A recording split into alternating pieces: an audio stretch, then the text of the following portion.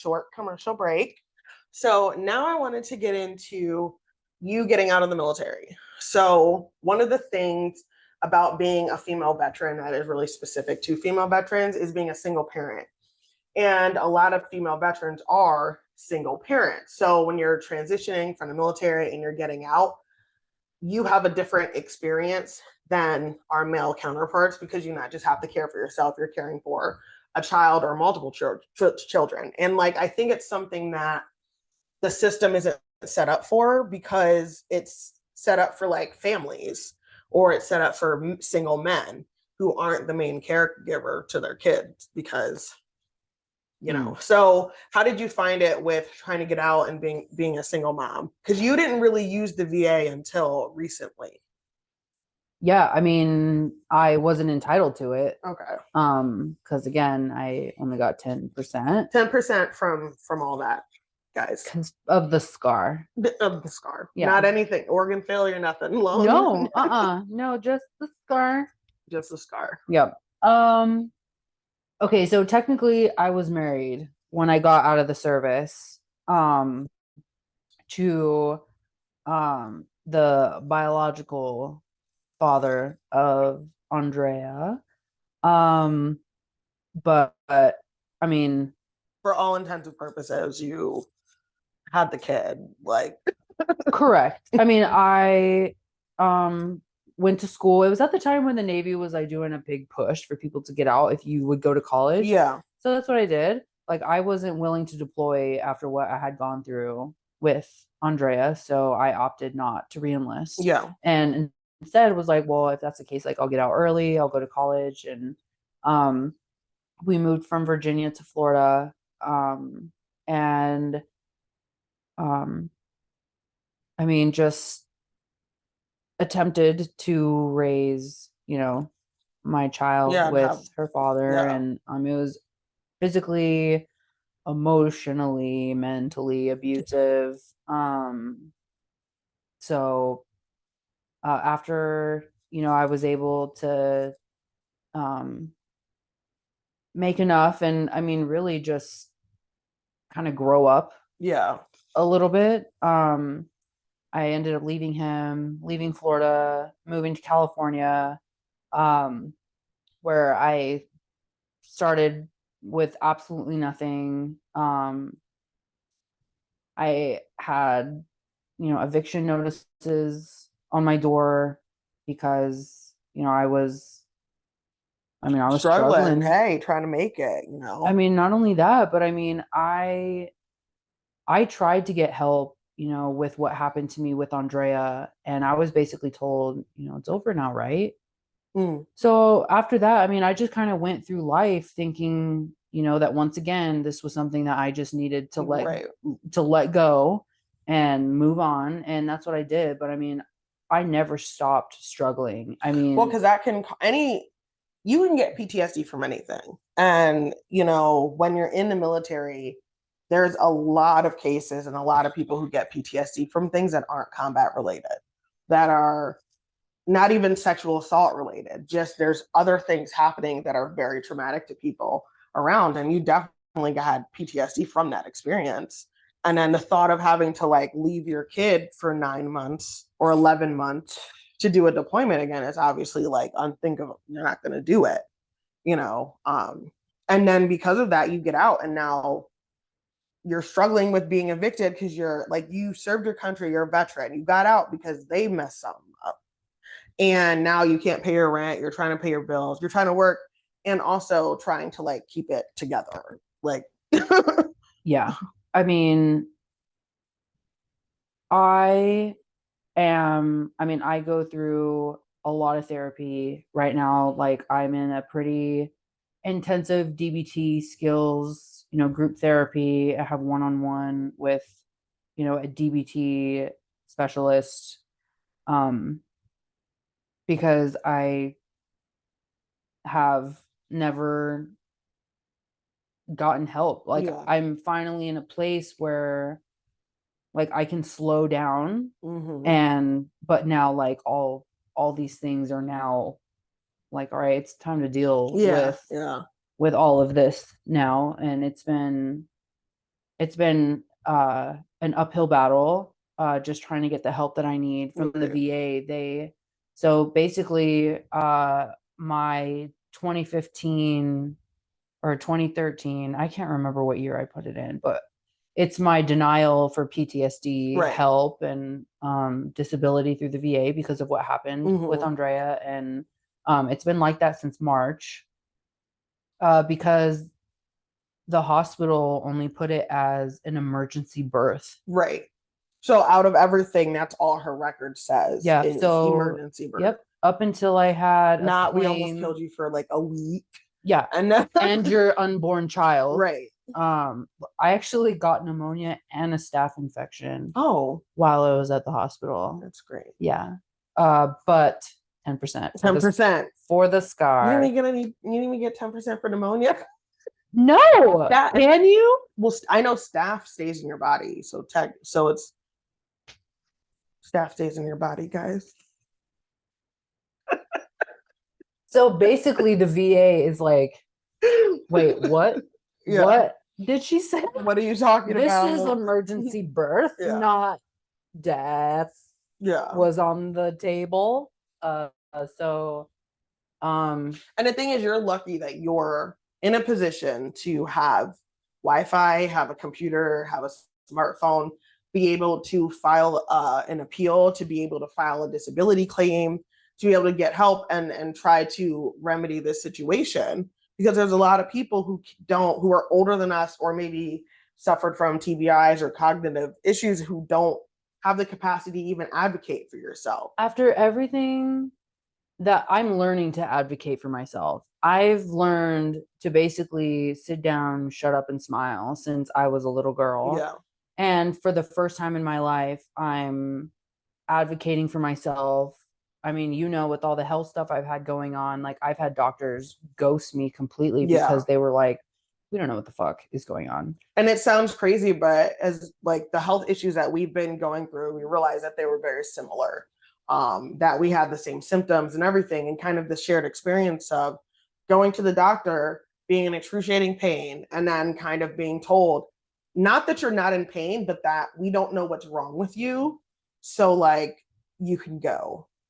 And so you don't even know what's wrong. You don't know what to do. And it's just this cycle that ends Yeah, and up they make you continuing. believe there's nothing wrong. Right. And I can speak, from my own experience that I was trained to believe that if someone told me what was done to you wasn't an issue, it wasn't an issue. Right.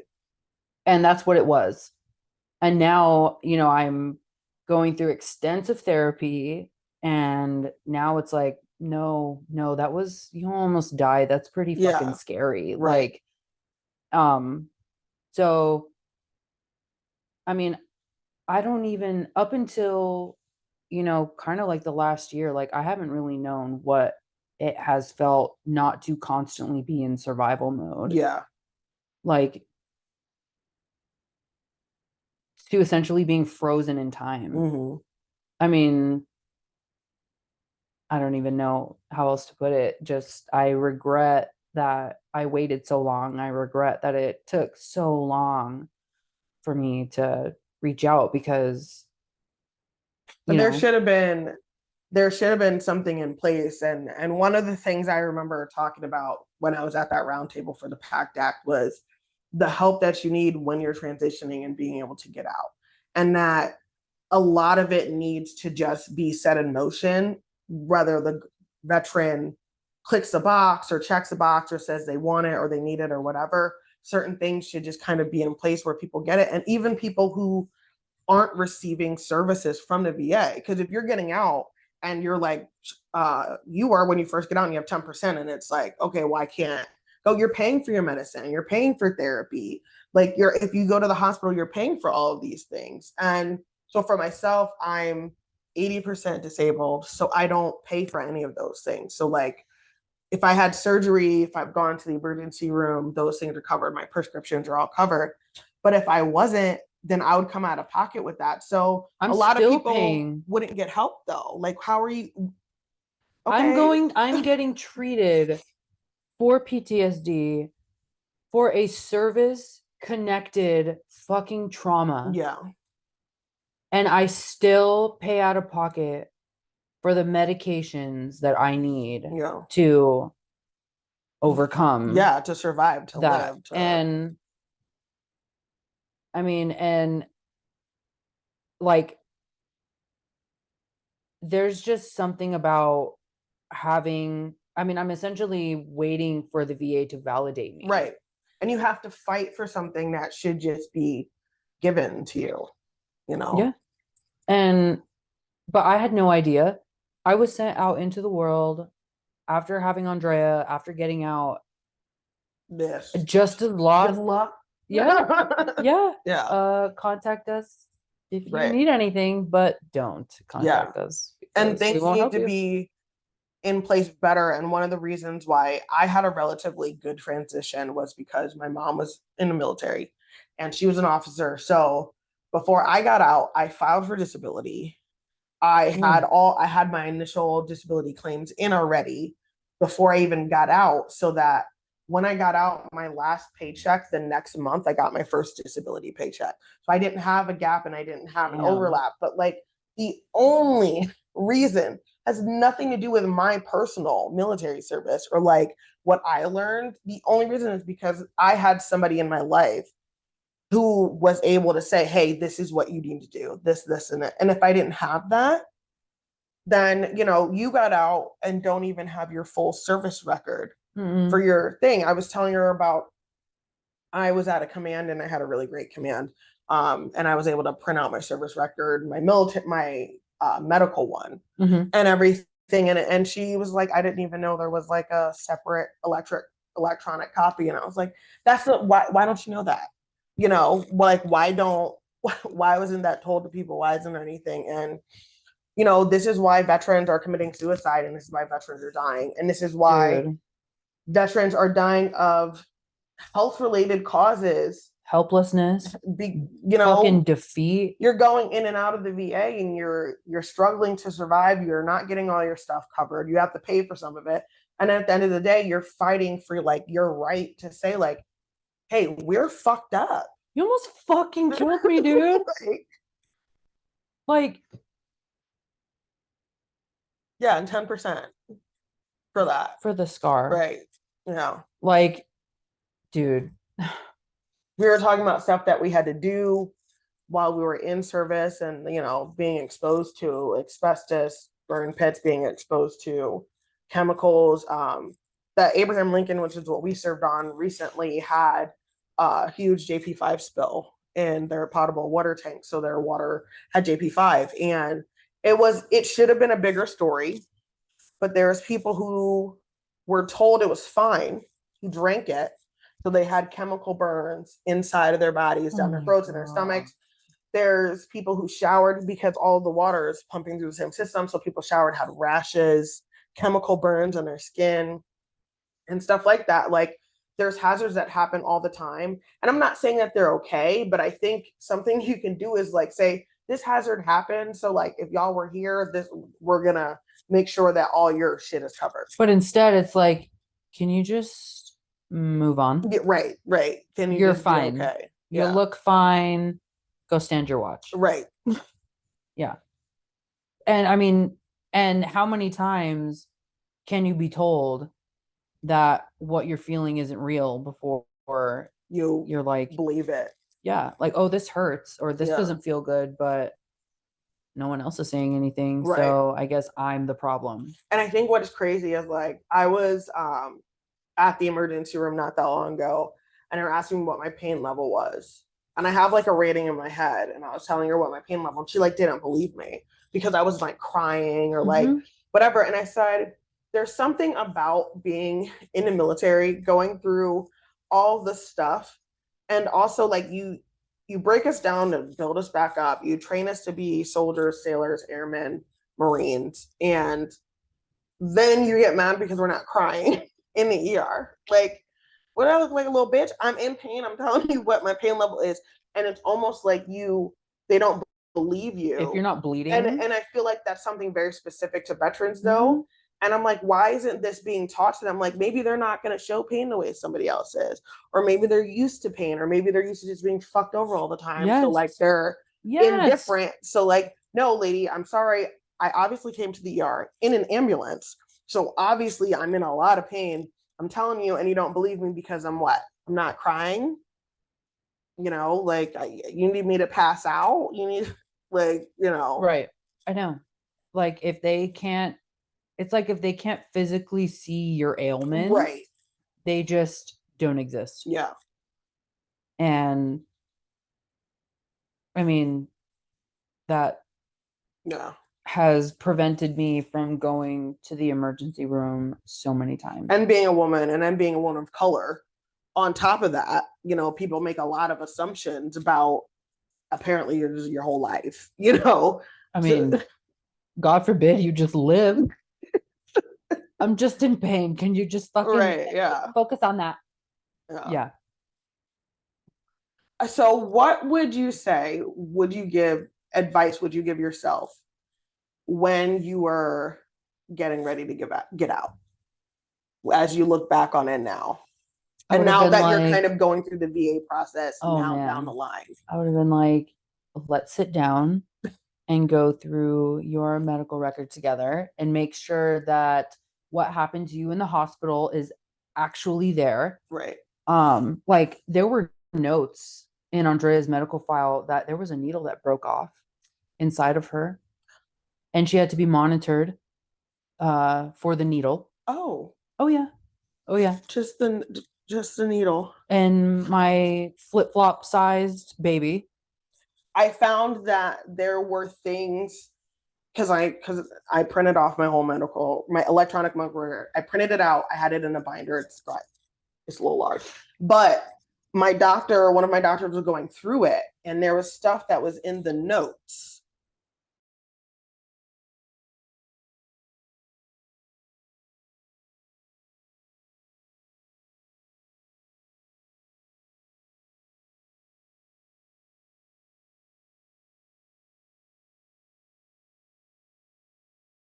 because it's in the notes, but it's not in the record or even a diagnosis. Like, I had a diagnosis of anxiety and adjustment disorder on our first deployment, but I didn't know that until I had severe postpartum depression and was seeking mental health services at my last command after I had my daughter.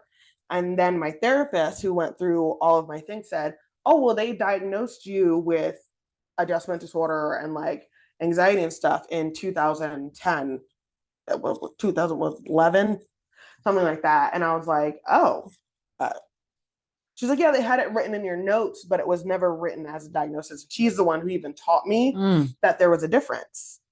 And if I wouldn't have known that.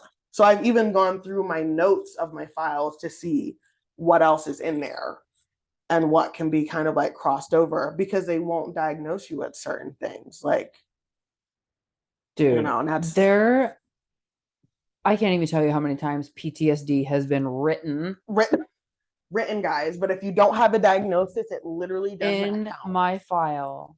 I mean, I ended up going to Point Loma when I was on active duty because of that one ARI. I mean, Alcohol related incident. and I mean, PTSD was right there. Yeah. Like Yeah. it's been there. And still, I don't know. Yeah. I slipped through a gap somewhere. And I don't even, I want and to, I I want to suffered say it's through a it. small gap. Like, I want to believe I do. I want to be like, How many well, maybe veterans die a year though? I want to be like, you're the only one. And Those are all the gaps. it's a cesspool, like gaping, Yeah. Yeah. a gaping hole. But yeah, Wide. that's gap. crazy. Because think about like looking back in there, and once you like, hopefully you're going to be able to get your full record and stuff. Like, how many times you're going to see this and realize, damn, if I would have got help here, if I would have got help here. I mean, And that's a symptom of PTSD and anxiety, thinking back to a time where it was like that night, Clement picked me up from my house what would have happened if she would have driven me to the nearest emergency room instead of going 30 Out of the minutes way. Right. to Portsmouth Naval? Right. Like a Because fucking, you're trained, and yes, this is something else I learned yeah, from my mother, that you're trained to use a military hospital, but that you don't have to. If the other hospital is closer, you can actually use that. And then even if they don't want to pay for it, you can fight it because you'll have your bills and you'll be able to say, this hospital was 10 miles as opposed to 30 miles for me to drive wherever, whatever. yeah, But people don't know that. So you're literally active duty. You're trained to believe that I have to go to this hospital that is yeah, completely out of the way yep, and shitty. yeah. I don't even remember the drive. I just remember her picking me up, Yeah. like, and dropping me off at the doors. And, but yeah, I mean, I go back there all the time. What would have happened? Well, one, I've been told by therapists, like, the same thing could have happened. You're fucking right. But they would have named a wing after Right. me. Right. Andre and I would probably be living in fucking Barbados right For now. real. Like, we would There have, would be differences, lady. There would oh, be my differences. therapist would have been like top notch. Right. Like, I would Got have been you. like, cure this, all of it, cure me. Yes. We would do live in. They would just live there. Just Yeah. Press a bell. yeah. I'm having a crisis. I need you Yeah, to come talk dude. to me. But like now, like I have I have mandatory coaching calls I have to do every day, and I have 2 hour therapy every Wednesday, 1 hour therapy every Thursday. On top of all of the coaching calls 5 days a week. Like, if I had just had some kind of help, Yeah. like any kind of help, then Yeah. who knows Right. where, like, who knows Yeah. what my mental state could be today. Right. Like, I know damn well I could have processed what happened to me instead of the military being like, go back to work. Mm-hmm. Like, there was no processing. Yeah. I had a job to do. I had a friend on a ship who um, had a miscarriage, and they made her go back to work. And I just remember being like, this isn't a job that I want to be in. This isn't an environment that I want to be in, because what the fuck is that? Like, No and regard. I was trying to advocate for her, like, and they kind of were like, who are you trying to come here? Because it was literally my best friend's friend. But she's like telling me this, and I'm like, this is wrong. Like, this is so messed up. And it was just stuff like that over and over and over and over again. And this month, September, is Suicide Awareness Month. So, this episode is really dedicated to the active duty personnel and military veterans who take their own lives, because there's so much stuff that just, Dude, I have begged therapists, like, I'm struggling. yeah, Like, and it's still like, cool. Well, our next session's in 45 days. We'll talk about it then. right. I'll make a note of this. We'll talk about it at your next appointment. And it's like, in between then, What am I going to do? I mean, And what do the people do who don't have the means? and the people who don't make it to the next appointment. Right. What if that one, I mean, this is a fear that I have. Like, what if there's just one day that, like, I mean, it's the idea of death being so permanent is one that frightens me tremendously. Yeah. But there are moments when, like, the idea of just a short death, like, just like, I not be dead for a long time, but like, in those moments, I'm like, if I could just be taken out right the fuck now, that would be great. And then if I could just wake up on the other side, like, shit, that sucked. Let's carry on. Yeah. Right. But right. like, um, for, I mean, for the people who are waving the white flag, who have literally said, I'm giving up. Yeah. I'm at the end of my line here. Right. And I've like, said that, and will you please, like, I want to live. yeah, I want to be alive for my children. Could you please help help me? me. Right.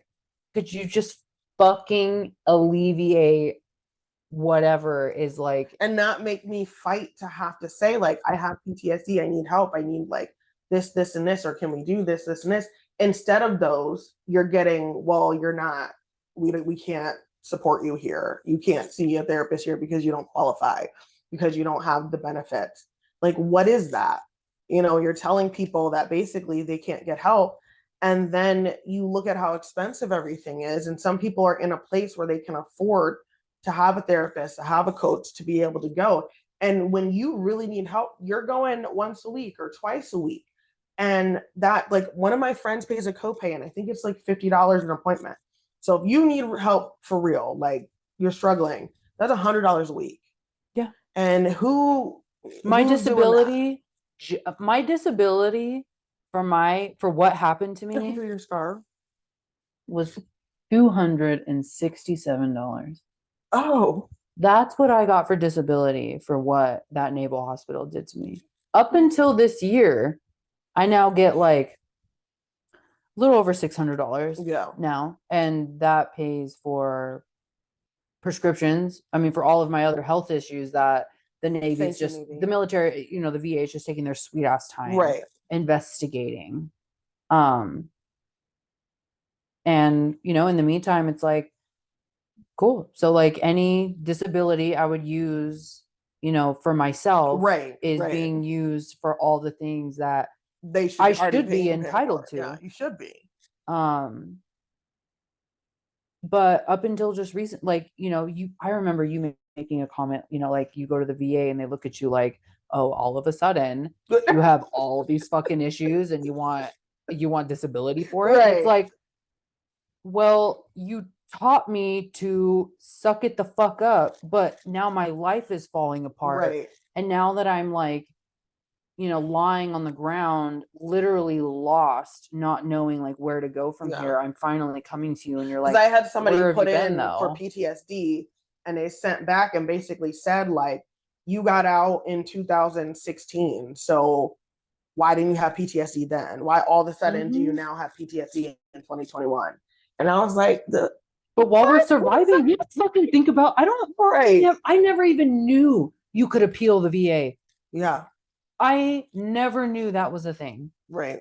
Like, that shit isn't there. Yeah. Like, for people who get out, like, for the people who go in who are in similar situations, and, God forbid they're not able to, like, get over them or get help for them. They get out, they've got all the same issues, but then they've got all the ones they got from the military, and then they just go on and fumble through life. Like, their first instinct isn't to be like, let me hit up the VA. Let me see if I can appeal this. Let me tell the VA I'm struggling. Yeah. Because they took such good care of me the first time. My first instinct was to go back. And there's a good portion of veterans who don't want to use the VA because of the subpar medical help that they received while they were in active duty, and they feel like, well, it was shitty then, it's going to be shitty now. And I'm not going to say either way, but allegedly,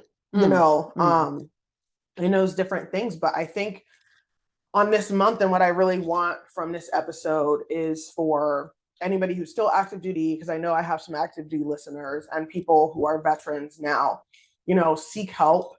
Call the VA, reach out. You can reach out to me online. You can reach out to me through the podcast, because I really believe in advocating for veterans, female veterans, single parent veterans, because it's no joke out here. And, we're lucky that we were best friends and we were already, we were shipmates and everything. And now we've been able to reconnect over our terrible health from after the Navy, and we think about, surviving before on, Four Locos and hot fries, but like, and now it's like, I can't, oh my God, did I eat an extra piece of broccoli? Because like, I can't have that because it makes me sick. Like, that's what listen, if it's not low acidic coffee, I can't drink it because I have high blood pressure, so I'm not supposed to have any caffeine at all. Got that GERD. Go. at got all. that, what, colitis, Crohn's, IBS. I got lung nodules. Oh, I have lung nodules and I have lung granulomas. Oh, I just got diagnosed with severe IBS.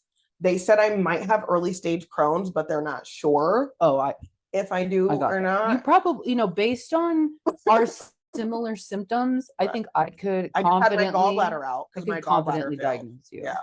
Oh, I'm We both getting, have asthma. yes. With Isn't that crazy though? We're on the same steroid. on this inhaler, guys, it's like a transformer. Listen, it doesn't look like the little you like red pump one. it like in Jurassic Park. It has like a whole thing. You gotta open it. Like cool. Like it does actually kind of look cool, except it's like, damn, I gotta take this every day. Well, that, and if you don't rinse your mouth, You get thrush mouth. right? Infection. And like you can feel it coat your tongue. Yeah, but that's fine. Right. I mean, it couldn't possibly be a coincidence. Like I never even heard of a granuloma before. So both of us were literally coughing to death. Got like hacking up, like at some points coughing Sweating. out blood and like not sleeping through the night. And she gets diagnosed and she's like, yeah, I got this. I'm like, oh, okay. What like, and I remember going to the doctor and they're like, yeah, you have little nodules and granulomas. And the only reason I knew what that was because they said you had it. And then they're trying to tell me like, well, that shouldn't be making you cough and you should be fine. And so basically we have tumors. We have tumors in our fucking lungs and we are in our 30s. Yeah, mine were over a centimeter in January and now they're 0.9. And since it's not 0.10, yep. it's fine. It's fine. It's not an issue. But the fact that it was over a centimeter, based on my research, it was mandatory that they biopsy it. I was going to say, because I asked them if they were going to biopsy, because mine weren't over the limit of how big they needed to be, but I had a bunch in both sides. And I was like, well, can you like just take a needle and we'll figure it out? And they're like, well, it's really painful or whatever, and like could collapse your lung. Like that's one of the worst side effects. But again, I'm like, okay, well, but still, I would prefer to know why do I have these in here? What are they helping me? Why? When did it become the VA's like authority to say you fine. Don't need to know what that is? I could biopsy for you, but I don't have to, so I'm not. Yeah, girl. If I was 0.10, not 0.09, 0.10, they would have had to biopsy it. Right. But it's like, must not be an issue. It's fine. Oh, it doesn't hurt. It's fine. But you can't leave your house? When they took my gallbladder out in January, the doctor said that he was like, you must have been in excruciating pain, the way how like elongated and like enlarged my gallbladder was. And I was just like, yeah, the fuck I was. I know. I was trying to tell you guys this whole time. I'm in excruciating pain. Yeah, I realized the literal physical reactions you have when you consume a red meat. Like, I mean, it like causes. I'd never got my gallbladder out. Yeah. But the last one time my daughter thought I was dying. Yeah. She thought I died. Yes. Because of how we would just get violently ill and just throw up for just, days. Like, violently shitting, you know. Yeah, like the recovery time is like 4 days. And you excrete everything out of your body, and it's just because you tried to eat some food. That's it. Yep. So I tried to eat a tri-tip because, I went, back to the VA and they're like, your gallbladder is perfectly fine. Yeah. So I was like, cool. I went and ate a tri-tip and it came out just like the rest of the things. But like, I have to admit in that aspect, like I have given up. Yeah. Because I have so many other things the VA is focusing on, like my gastroparesis, and my thoracic outlet syndrome that both. Yeah, we're both getting colonoscopies. We're getting endoscopies, like gastric stomach tests, HIDA scans. The HIDA scans, which they say don't hurt, but I feel like I don't like the way that feels. I'm getting an esophageal manometry. I don't know how much radiation we got in our body because I've had so many CAT scans and MRIs. It's like the last couple Yeah. of years. Mm-hmm. Girl, I'm got all this radiation. My last MRI with contrast showed that all of they've been seeing some bladder wall thickening, some stomach line thickening Yeah. over the course of the last year, and I was just diagnosed with colitis. So, yeah, I mean, it just seems like That's my not entire normal. stomach is Yeah. like, I mean, Shutting down and functioning. yeah, And it's almost like you make the choice to either eat or not eat, yeah, because you're gonna be in pain and you're still in pain anyway, but less you got to pain than choose if the lesser evil. if you And know you're gonna go somewhere. let's talk about the birthday party we were just Right. at. Literally just brought you into town, and I think between the two of us, we shit like Yeah. 7 or 8 Yeah. times. They had and in like a 2.5 hour time span. Like we were alternating in the fucking Yeah. bathroom, and like that's what happens when you eat and leave the house. Yeah. Yeah. I mean, I feel like I know you've reached out maybe to some people asking if anyone on the Yeah. ship has had I similar have. I instances, definitely and I know have. nobody wants to talk about their shit, but literally, if I could just take a normal shit, Right. if Yeah. I could just And I have know reached out to some what it people, and feels I've talked like. to people that were on, I think maybe the Ike, who have similar issues to us. They have similar stomach issues, but I haven't talked to anybody else from the Lincoln who has the same stomach issues and stuff that we have. But yeah, I mean, anything that they might just think is so, I mean, lung issues, right, stomach issue, any kind of fucking bowel issue. right. Like, I I mean, mean, we both who get fucking, rashes and yeah. stuff Oh, like on pressure our urticaria is my latest autoimmune disease. yeah, If I sleep on one part of my body for too long, if I overheat, if I wear clothes with fucking textures, I break out in these. yeah. I mean, it looks Mine like I I would have some get kind from of fucking heat, and I would disease. dude, it looked like I had a disease, and I would get it all over me. And it was painful. It burned. Like if sweat touched it, it hurt. And I'm just like, this isn't normal. This I know. isn't normal for one person, and let alone for two people, like who now live across the country from each other. You literally have gotten tests that I have been ordered. Yeah. The HIDA scan. Well, Or no, you got that before me, but then I was like, oh shit, that's what I'm getting done. yeah. And then I got the because you had told me about your gallbladder, and I'm like, wait, yeah. that's what it means when you can't eat red meat. And then I ended up having to go to my gastro doctor and say, like, hey, someone said they had similar symptoms as me, and they're looking at her gallbladder. Yeah.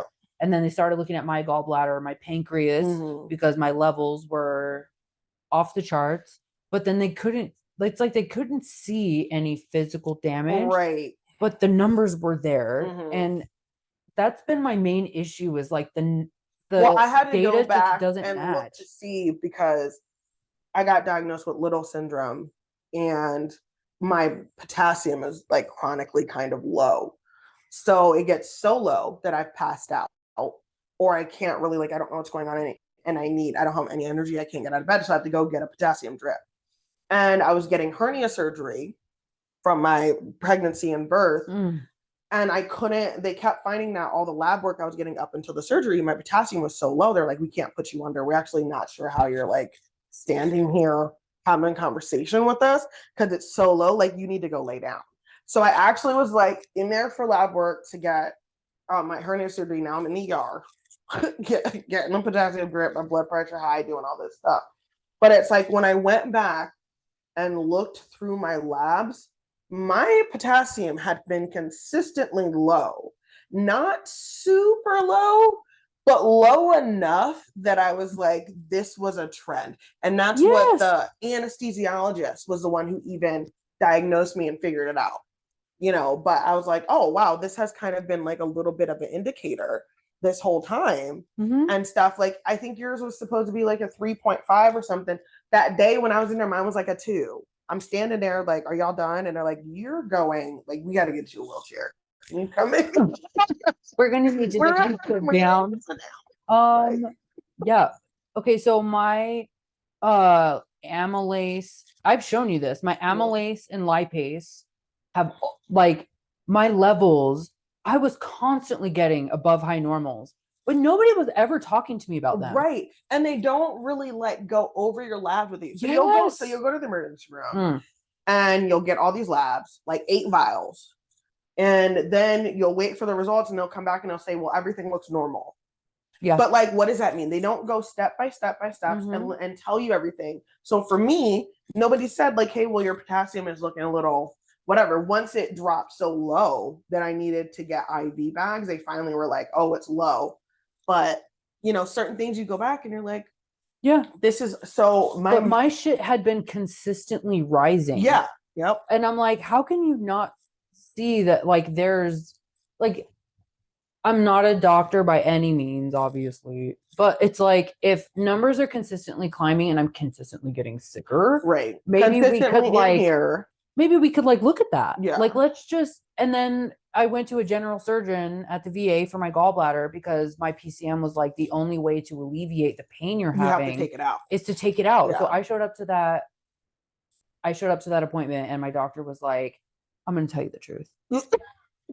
I never read your file. Can you tell me what you think you're here for today?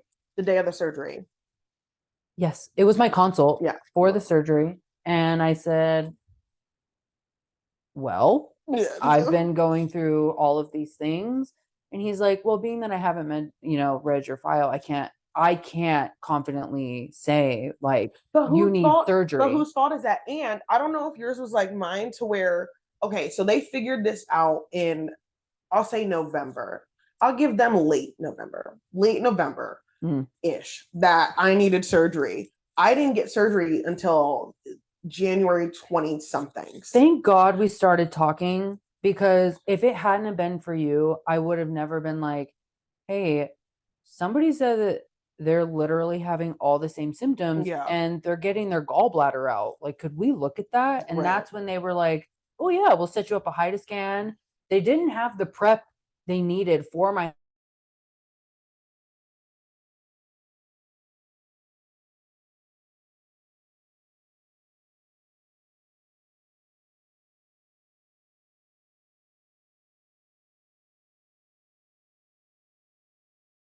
functioning less and less. My pain level was getting higher and higher. It would literally like travel like all along your side, you know. I thought I was dying. I was convinced that like, and I just would not eat. Yep. I could go, there was when I would have a bout of like vomiting. Yeah. 4 days is what my average time was. Because you didn't feel right. You were insanely sick the whole time, and it hurt. You were exhausted. I had and you're dehydrated. I had black tarry stool. I was vomiting coffee grounds. I mean, it's so bad. So she's the one who didn't you tell me about the coffee ground things? Yep. So then I'm throwing up and I'm like, oh, I thought it was ground beef. I was like, this is what she's talking about. And they're like, oh yeah, well, these kind of look like coffee grounds. So I'm literally holding it. So the nurse tells me, she's like, yeah, keep it, hold on to it. When the doctor comes in and I give them, and I think I was in there for maybe like a day or two, like, because I was fucked up. And they're like, oh, well, we don't need that or whatever. And the doctor didn't even look at it. Mm-hmm. And I'm like, but this is my proof to me that like, I was throwing up coffee grounds. I need you to validate me by looking at this. Yeah. Like, can you at least just look at it to see like if this is really what? Yep. Yeah. My rashes on my body, I mean, it's gone from like thinking I had fibromyalgia. I mean, I was literally like, somebody please just look at my fucking body. It's not normal. Right. These splotches are not normal. And then it's like you have to, and I get it. You need a referral and you got to go to the dermatologist and you got to do whatever. But sometimes it's like, because there was times where I would be in an emergency room with underlining other issues, like my potassium was low or I was throwing up or dehydrated. But then also I'd have a rash and I'd tell them like, hey, I have this rash too. And in my head, I'm like, I think it's all connected. They're like, well, we're not going to worry about that. We'll get you an appointment to the dermatologist's office and stuff like that. But at the same time, it's kind of like, well, what if... For me, though, it's an issue. It is an issue. And what if that could actually tell you what's wrong? Yes. Maybe this could indicate, something or the other. There are 2 types of like the pressure urticaria. That's just what my doctor called it. I don't know if I'm pronouncing it right, but According to my doctor, that's what she called it. But so there are only two types. One of them is delayed, and the other one is like excruciatingly painful. Yeah. So sorry to those who have that. But mine is literally the one where, like, if I wear a bra for too many hours, if I'm outside of my house, like I'm wearing some kind of gym attire, something that's light and yes. yeah. And I mean, but if I'm going out, I mean, if I have to put on a real bra, something that applies pressure to my body, Yeah. I mean, I'm paying for it. Yeah. There are some mornings I wake up and I have to get back in bed because I can't put clothes on. Like I've got welts all over my body. And that like the rash that I've had has been it's so painful. It's like hard to even explain. And when you move your body or your skin moves or anything's like touching It immobilizes you. it hurts. Yeah. So I would try to like walk as slow as possible. So that no jiggle, it full like no, none of this. Stop. Mhm. Like because you can't wear a bra, but then you're literally like, just stay still. Just don't move. All right. So if any physicians are watching this, if you could just take what we've said and like combine it and like what kind of bacterial infection? Right. Like that's what they ended up telling me after a whole bunch of different ones. I think they said I ended up having a fungus. And I was like, dude, whatever it is, fine. Just is this it? Like, is this the stuff I need for it? Because like, can we fix it? And I would love to continue this conversation ongoing, and I would love to talk to other people out there who are active duty or veterans, please, who have any issues we listed or anything that you just think is weird or any issues you're having. If you are not taking solid poops, you are wrong. If you cannot eat red meat, you are wrong. What else? Or just any regular if you food, can't drink regular coffee, yeah. Like if you are vomiting after you eat and not digesting, right. Like you've got an because issue. that was the second half of the potassium issue is I would be throwing up and having diarrhea so bad that I wasn't absorbing things. And so like the issue, I wasn't having nutrients being absorbed into my body. Malnourished. But they never figured out why that was though. So like so that's still out there. But we are going to wrap up this episode, and like I said, I would love to have you on again to have another conversation. Listen, I have so many medical conditions. We're going to go through them all because I would love for someone to diagnose me. But thank you so much for coming on here and for sure. Being my friend. And honestly, like having you beside me through all this has like really helped. And it's helped my mental health too, because you encouraged me to keep. You encouraged me not to stop. Yeah. When I met you, when we not met you, but when we very first reconnected, like just for the first time, somebody validating me, I was like, oh my God, I can't fucking stop. Right. Like this is real. And so I mean, thank you because of you, I've been diagnosed with so many things. It's been really great. Is that really helpful? It is though, because everyone's been looking at me like, why are you bloody in your belly? Right. Don't. Yeah. But our kids just came in. So we are going to wrap this up. So thank you for joining us for another episode of Politics But Make It Fashion. Come interview with me. And I hope you love this episode. Give us some feedback. If you're a veteran or active duty service member, definitely reach out to us and leave comments. Make sure you subscribe to the podcast. And guys, just take care of yourselves. And definitely we have new episodes coming out every Wednesday, and we will chat soon. Bye.